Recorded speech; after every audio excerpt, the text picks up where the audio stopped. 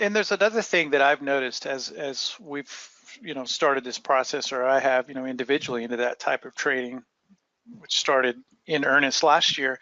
is you really, when you use the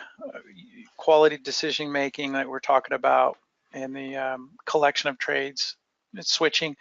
it gives you a sense of more control over what's going on and empowerment. I mean, obviously, at the end of the day, the market's going to do what it's going to do, and we get what we get. However, it's like I have a little bit more input into what's happening. Whereas if I'm just in the same trade every month, month to month, which there's nothing wrong with that, but let's say that you are, you're just totally at the mercy. You're not, if you're not including any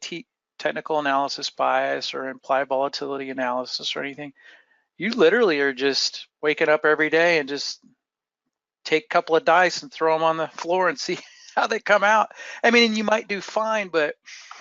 I think for many of us, having a little bit more input, a little bit more control of the outcome is empowering.